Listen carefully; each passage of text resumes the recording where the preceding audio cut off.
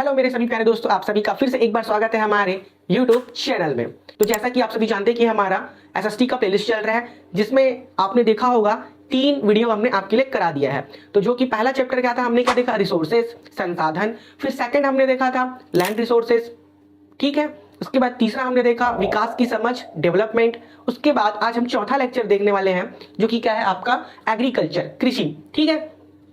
तो अगर आप पॉइंट वाइज देखो तो यूनिट 4 से चैप्टर नंबर क्या है, ये आपका 3 है। तो चलिए इस कृषि चैप्टर को विस्तार से देखते हैं। पहला टॉपिक आज का हमारा क्या है, कृषि, जो कि चैप्टर को क्या करता है, शो करता है। तो जैसे कि आप सभी को पता होगा कृषि कार्य क्या होता है, खेती बाड़ी, है ना। तो देखते हैं, कृषि का अर्थ होता है खेती या खेती बाड़ी करना, आम भाषा में जिसे क्या कहते हैं, खेती बाड़ी हो गया। यह एक प्रमुख गतिविधि है जिसमें फसलों की उत्पादन, सबसे मेन क्या है, फसलों की उत्पादन, है ना, पालन पोषण। अब उनका देखभाल भी तो करना पड़ेगा। अगर आपने किसी चीजों को लगाया है तो लगा के छोड़ देंगे तो हो जाएगा क्या, बिल्कुल भी नहीं होगा। उसका भरण पोषण, पालन पोषण, उसका देखरेख भी करना पड़ेगा कृत्रिम तरीकों से, ठीक है, कृत्रिम तरीकों से भूमि का उपयोग करना।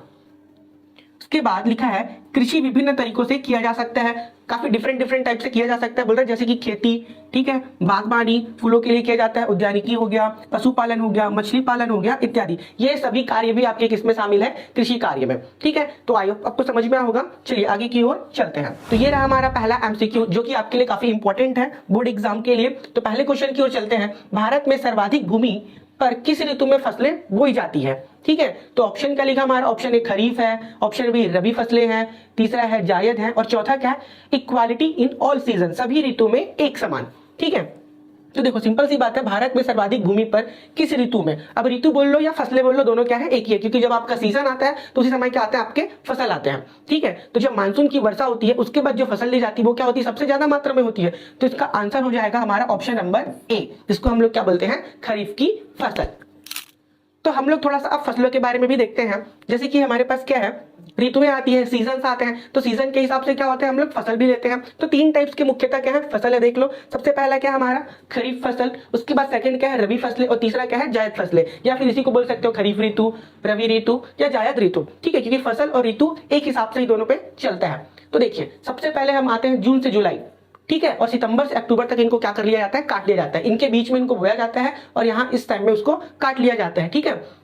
तो जून से जुलाई के समय में क्या होता है, आपका मानसून आता है, उसी में क्या होती है, वर्षा होती है। तो वर्षा के जलों पर ये क्या होता है, डिपेंडेंट होता है। जिसकी मुख्य फसल क्या क्या है, धान हो गया, आपका मक्का हो गया, बाजरा, ज्वार, अरहर। तो ये हो गया आपका खरीफ फसल। तो खरीफ फसल में क्या याद रखोगे, जून से जुलाई वर्षा का जो पानी होता है, जिसको बोलते हैं मानसून, है ना, उस पर क्या रहता है, डिपेंडेंट रहता है। तो खरीफ फसलें क्या हो जाएगा, धान हो गया आपका, मक्का, बाजरा, ज्वार और अरहर। काफी सारी चीजें होती है बट इनको आप याद रखोगे। तो नेक्स्ट पे आते हैं रबी फसलें। अब जैसे कि इसको कब काट लिया गया, सितंबर से अक्टूबर के महीने में काट लिया गया, ठीक है। तो अक्टूबर से नवंबर के बीच में अब जो फसल आएगा उन फसल को हम लोग क्या बोलेंगे, रबी फसलें बोल देंगे। तो ऑब्वियस सी बात है, इसमें क्या क्या मेन है आपका, गेहूं, सरसों, चना, मसूर और चावल। अब इसको कब काट लेंगे, मार्च से अप्रैल के बीच में इसको भी काट लेंगे। अब देखो इस समय तो मानसून था, इस समय पानी गिर रहा था, ठीक है, तो कोई दिक्कत नहीं हुआ, वर्षा के जल पे डिपेंडेंट हो गया। लेकिन इन वाले जो फसल है इनको हमको क्या करना पड़ेगा, सिंचाई करना पड़ेगा, ठीक है, पानी देना पड़ेगा हमको, क्योंकि वर्षा तो इनके समय में होगा नहीं, ठीक है। अक्टूबर से नवंबर के बीच में उतना ज्यादा वर्षा तो होती नहीं है, ठीक है। तो ये किस पर डिपेंडेंट रहता है, आपका सिंचाई पर, ठीक है।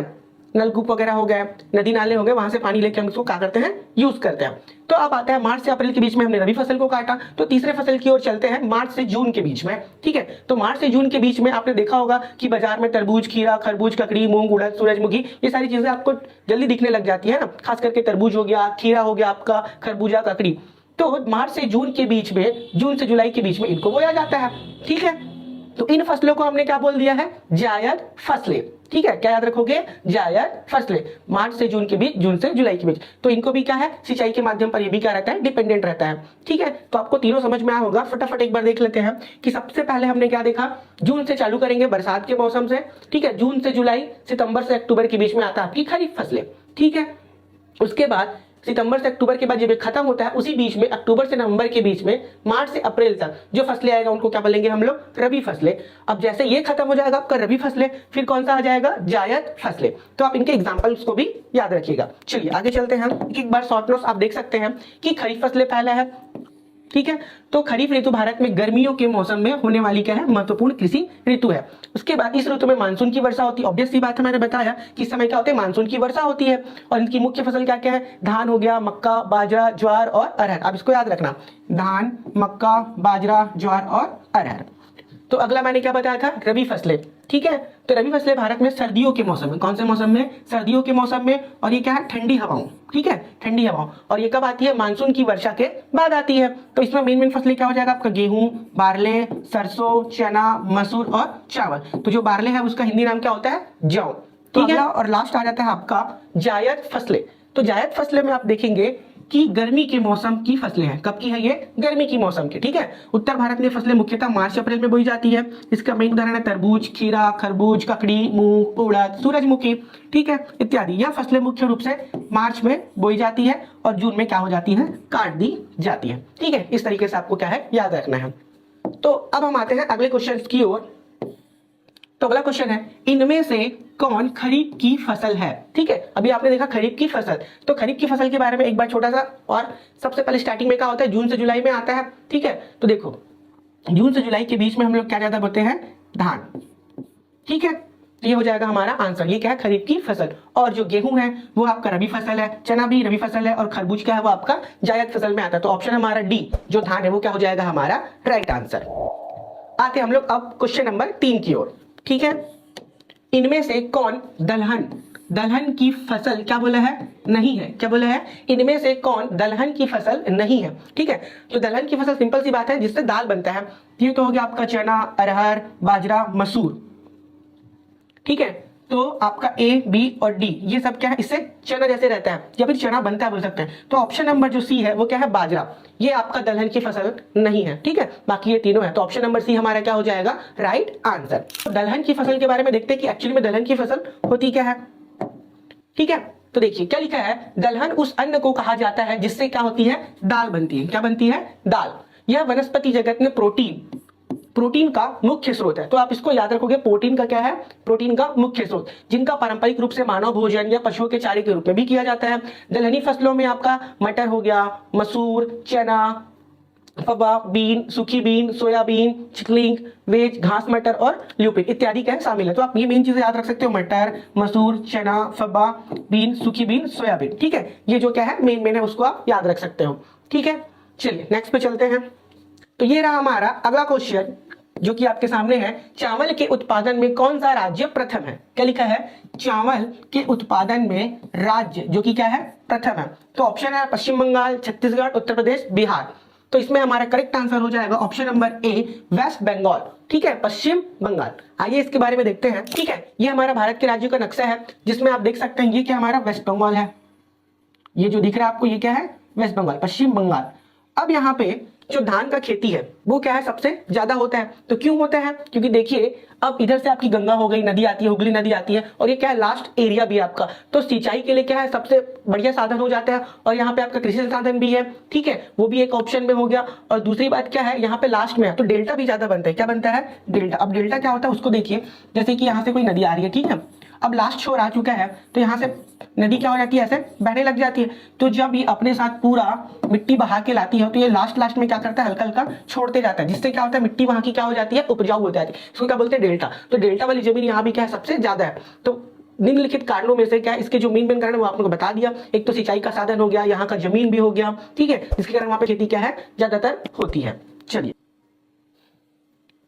तो अगला क्वेश्चन हमारे पास है, महाराष्ट्र। क्या लिखा है, महाराष्ट्र किस फसल की खेती के लिए प्रसिद्ध है। तो पहला है पैडी, धान। दूसरा बी क्या है, कॉटन। सी कॉफी, कौआ। ठीक है, डी ऑप्शन जूट। तो इसमें से राइट आंसर आपका होने वाला है ऑप्शन नंबर बी, कॉटन, जिसको हम लोग क्या बोलते हैं, कपास। तो आइए कपास के बारे में देखते हैं। तो ये रहा आपका जो कपास है, ठीक है, कपास की क्या है, खेती हो रहा है। देखो ये जो आपका कपास है, ये जो उग रहा है वो क्या है, कपास की खेती है। ठीक है, तो इसके बारे में देखते हैं। कपास एक महत्वपूर्ण रेशेदार फसल है, जिसे अंग्रेजी में कॉटन कहा जाता है। ऑब्वियस सी बात है, इसको इंग्लिश में बोलते हैं। यह मुख्य रूप से वस्त्र उद्योग, कहां पे आएगा, वस्त्र उद्योग में उपयोग की जाती है। कपास के पौधों के बीजों में निकाले गए रेशों से क्या बनता है, आपका कपड़ा बनता है। उसके बाद कपास के रेशे नरम, सफेद, फुले हुए होते हैं, जो बीजों के चारों के लिपटे होते हैं या फिर लिपटे होते हैं। ठीक है, क्या बोला है, जो बीजों के चारों ओर लिपटे होते हैं। ठीक, जैसे कि आप यहाँ पे देख सकते हो। तो ये रहा हमारा अगला क्वेश्चन। भारत की कितनी आबादी कृषि कार्यों से जुड़ी है? क्या लिखा है? भारत कितनी आबादी कृषि कार्यों से जुड़ी है? तो 1/3 है, ठीक है, 2/3 है, 1/4 है, 1/5 है। तो इसमें जो ऑप्शन नंबर बी है वो आपका क्या हो जाएगा? Right answer. ठीक है, कौन सा?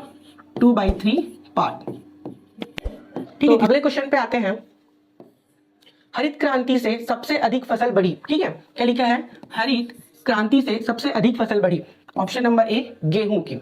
ठीक है, बाकी सबकी बढ़ी है लेकिन सबसे ज्यादा किसकी बढ़ी है? गेहूं की। तो आते हैं क्वेश्चन की ओर। तो हरित क्रांति के बारे में देखते हैं।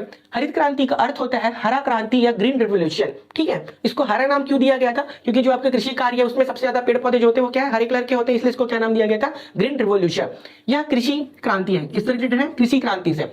ठीक है, भारत में 1960 दशक में शुरू किया गया था। कब आया था? 1960 में। इसको आप याद रख सकते हैं। इनका मुख्य उद्देश्य था उच्च उत्पादन वाली नई तकनीक हो गया, फसल जातियों के विकास के लिए खाद्य उत्पादन में क्या करना? वृद्धि करना। ठीक है, नई चीजों को लाना और साथ ही साथ मेन होगा कि उत्पादन को बढ़ाना। ठीक है, अब पहले के लोग काम करते थे, काफी मात्रा में काम करने के बावजूद भी उत्पादन उतना नहीं होता था, उनको रोजी रोटी के लिए प्रॉब्लम भी होता था। ठीक है, तो क्या किया गया कि कम टाइम में हम लोग ज्यादा फसल उगा सके, जिससे पूरे भारत को क्या कर सके? डिस्ट्रीब्यूशन कर सके और हमारे पास रख भी सके, हमको दूसरे ऊपर डिपेंडेंट भी ना होना पड़े। इन सभी कारणों को देखते हुए क्या किया गया? हरित क्रांति आई, ताकि चीजें हमारा पैदावार बढ़े और हमारे पास ज्यादा से ज्यादा क्या रहे? खाने के लिए सामान हो सके। ठीक है, तो हरित क्रांति की फसलें में क्या है? जैसे गेहूं हो गया, मक्का, जौ, बार्ले, तिलहन हो गया आपका। ठीक है, कपास हो गया। तो इसके जनक कौन थे? Doctor MS Swaminathan. ठीक है, जनक कहना है डॉक्टर एमएस स्वामीनाथन। ये जो आपके, अब जब आप हरित क्रांति पढ़ी रही हैं तो उससे रिलेटेड कुछ और भी चीजें हैं, देख सकते हैं। सफेद क्रांति आया था। ठीक है, तो ये कब आया था? 1970 के दशक में आया था। इसको याद रखेंगे। इसका उद्देश्य क्या था? अब सफेद है, सफेद कलर कौन सा होता है आपका? दूध। तो दूध और डेयरी उत्पादनों का उत्पादन बढ़ाना। अब हमने क्या बोलते हैं, हमारे उत्पादन को तो बढ़ा दिया। ठीक है, कृषि कार्य में। अब कृषि कार्य से रिलेटेड क्या है? दूध और डेयरी भी है, ये भी तो हमको चाहिए होगा। तो इसमें उत्पादन को जब बढ़ाया गया, ठीक है, तो इसके जनक कौन थे? डॉक्टर वर्गीज कुरियन। इसको आप याद रख सकते हैं। क्या नाम है? डॉक्टर वर्गीज कुरियन। किससे रिलेटेड है? सफेद क्रांति। और सफेद क्रांति किससे रिलेटेड है? आपके दूध और डेयरी उत्पादन से।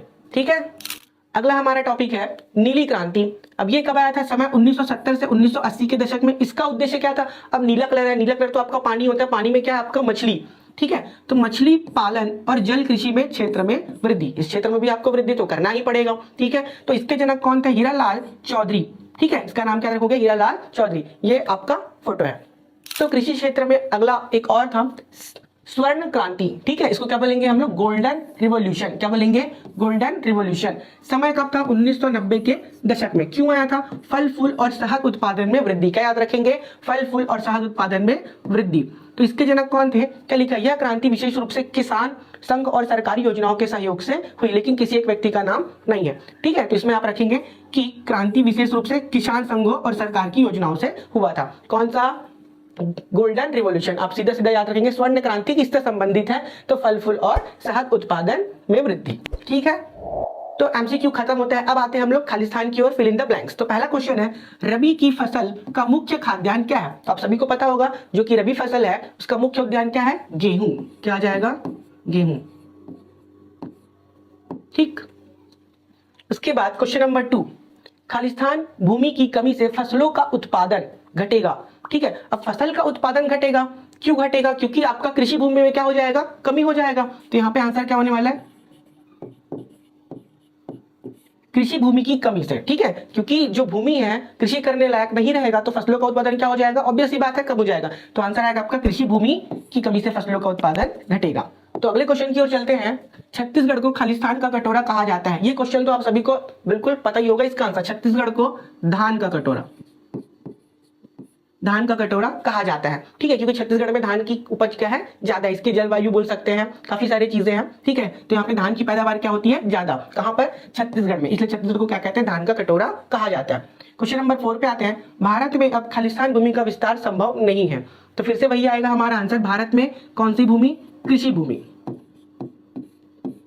ठीक है, भारत में अब कृषि भूमि का विस्तार संभव नहीं है, क्योंकि ऑब्वियस सी बात है जितनी जमीन जगह थे वो तो उसमें कृषि कार्य हो रहा है, लेकिन जो बाकी जगहों पर उसमें जनसंख्या ज्यादा होने के कारण लोग रहने लगे हैं, उस जगह का उपयोग करने लगे हैं। जैसे कि हमने बाकी चैप्टर्स में देखा था कि उद्योग भी लगाए जाते हैं। ठीक, और भी कई तरह की चीजें कार्य उन पे चल रही होती है। तो ज्यादा लोग हो चुके हैं तो जमीन का यूज भी होगा। ठीक है, जिससे क्या हो जाएगा, कृषि भूमि में कमी हो जा रहा है। तो कृषि भूमि में क्या हो गया, कमी हो गया। अब कृषि भूमि का विस्तार संभव नहीं, क्योंकि उस जमीन में मिट्टी जो है एक बार उपजाऊपन खत्म हो जाने के बाद उसको फिर से उपजाऊ बनाना थोड़ा सा क्या होता है, मुश्किल होता है। ठीक है, तो जनसंख्या को देखते हुए हम कह सकते हैं भारत में कृषि भूमि का विस्तार संभव नहीं है। जायद की फसल खालिस्तान ऋतु में होती है। तो जायद की फसल हमने क्या देखा था, खीरा, ककड़ी हो गया आपका, ठीक है, तरबूज। तो ये सब कब आता है, गर्मियों के मौसम में। तो इसको क्या बोलते हैं, ग्रीष्म ऋतु। क्या जाएगा इसका आंसर, ग्रीष्म ऋतु में होती है। ठीक है, चलिए आगे चलते हैं। तो फिल इन द ब्लैंक्स भी खत्म होता है। अब आते हैं हम लोग मैच द फॉलोइंग की ओर। बिल्कुल ध्यान से देखिएगा। पहला क्वेश्चन लिखा है भारतीय अर्थव्यवस्था की आधार। ठीक है, खीरा, तरबूज, हरित क्रांति, कृषि, गेहूं, जौ। तो जो हमारा भारतीय अर्थव्यवस्था की आधार है उसका सही आंसर होने वाला है ऑप्शन नंबर सी, एग्रीकल्चर, जो कि क्या है, कृषि। उसके बाद क्वेश्चन नंबर 2 है रबी की फसलें। ठीक है, तो रबी की फसलें में क्या आ जाएगा हमारा, गेहूं और जौ। तो 2 का ऑप्शन नंबर क्या हो जाएगा, डी। उसके बाद लिखा है उत्पादन में वृद्धि, इंक्रीज इन प्रोडक्शन। तो इंक्रीज में प्रोडक्शन, उत्पादन में वृद्धि कब हुआ, हरित क्रांति के बाद। तो यह आ जाएगा इसका आंसर। उसके बाद लिखा है चौथा जायद फसलें। तो जायद फसलें में क्या आ जाएगा आपका, खीरा, तरबूज। तो ये आपका क्या हो जाएगा, राइट आंसर। ठीक है, बार इसको सीक्वेंस में देख लेते हैं हम लोग ताकि आपको अच्छे से याद रहे। ठीक है, भारतीय अर्थव्यवस्था की आधार क्या है हमारा, कृषि कार्य हो जाएगा। रबी की फसलें क्या आता है, इसमें गेहूं और जौ हो जाएगा आपका। उत्पादन में वृद्धि किस कारण हुआ था, हरित क्रांति के बाद। जायद फसलें जिसमें क्या आता है आपका मेन, खीरा, तरबूज, ककड़ी हो गया। ये सारी चीजें आपका आता है। तो ये चीजें आप बिल्कुल याद रखोगे। तो आप सभी के लिए इस वीडियो में इतना ही। मिलते हैं नेक्स्ट वीडियो में, तब तक के लिए थैंक यू, अलविदा, जय हिंद।